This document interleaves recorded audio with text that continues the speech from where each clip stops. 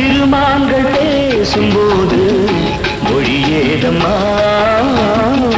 பிறர் காதில் கேட்பதற்கும் வழியேதம்மா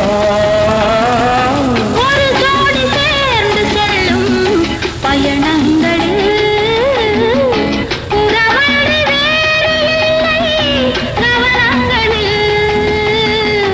இளமாமையில் வந்தாடும் வேளை இன்பம் கோடி என்று அனுபவம் சொல்லவில்லையோ நம்ம கருவாட்டு கூட முன்னாடி போ என் மன்னவன்